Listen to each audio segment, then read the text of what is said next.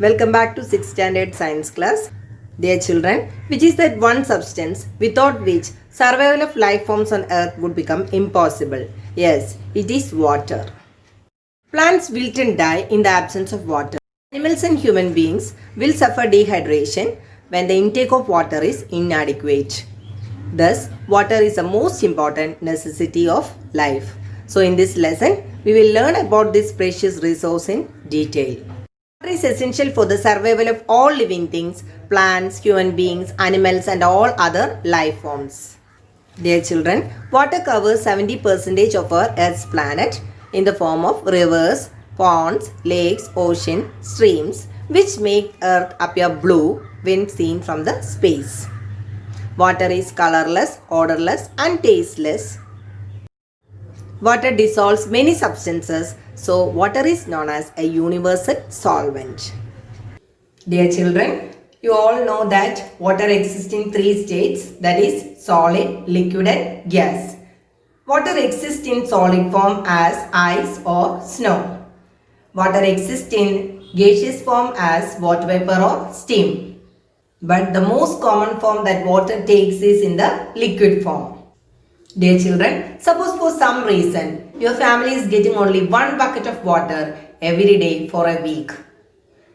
What would happen? Would you be able to do all the household activities like cleaning utensils, bathing, cooking, drinking? Apart from drinking, there are also other activities which uses water like brushing, gardening, cleaning, etc. How much water do we use? Here is the data of usage of water that is given in a pie chart. Just look at the data.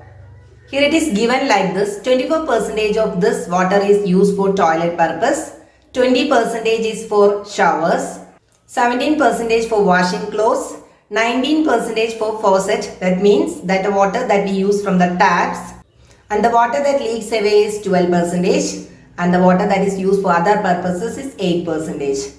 Now you understood that how much water do your family uses in a day. There are also other activities which needs water. We use rice, wheat, pulses, vegetables and other food items that need water. Water is used in industries in order to produce things. Next we will study about water resources, that is where do we get water from.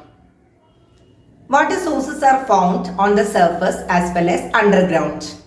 River water, sea water, lakes, pond, etc. are the sources of surface water, while wells and spring water are the source of underground water, and rainwater is considered to be the purest form of natural water. About 2/3 of the earth's surface is covered with water, and most of the water is present in oceans and seas. Not only that, the water present in oceans and seas, they contain many salts dissolved in it. That is, the water in the oceans is saline. That is, it is not fit for drinking and other domestic, industrial and agricultural needs. Dear children, oceans play an important role in supplying water. After all, the water that we get is not saline or salty. And many of us live in places far away from oceans.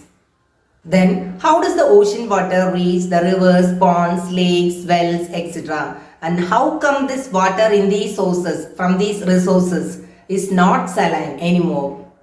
There comes the water cycle. Next, we'll learn about what is water cycle.